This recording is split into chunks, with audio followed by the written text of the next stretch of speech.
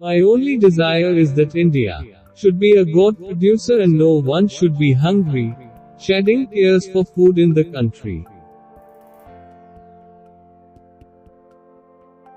The negligence of a few could easily send a ship to the bottom, but if it has the wholehearted cooperation of all on board, it can be safely brought to part.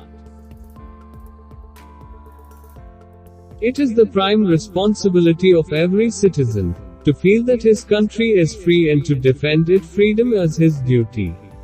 Every Indian should now forget that he is a Rajput, a Sikh, or a Jat.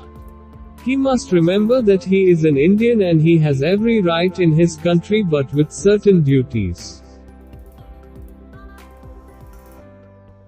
There is something unique in this soil, which despite many obstacles has always remained the abode of great souls.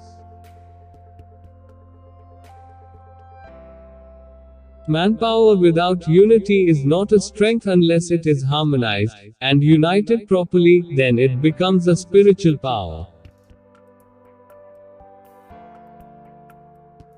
Faith is of no evil in absence of strength. Faith and strength, both are essential to accomplish any great work.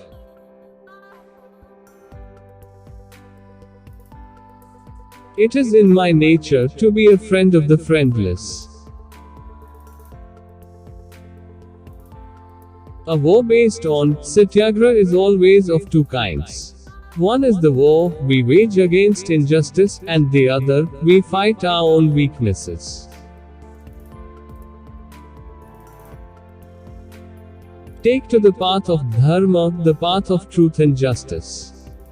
Don't misuse your valor. Remain united. March forward in all humility, but fully awake to the situation you face, demanding your rights and firmness.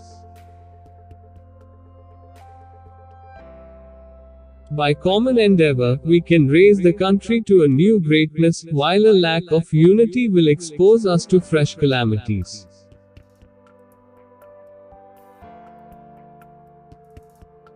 We have to shed mutual bickering, shed the difference of being high or low, develop a sense of equality and banish untouchability.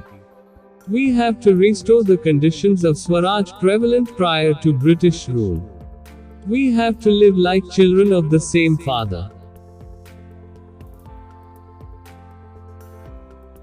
Little pools of water tend to become stagnant and useless, but if they are joined together to form a big lake, the atmosphere is cooled and there is universal benefit.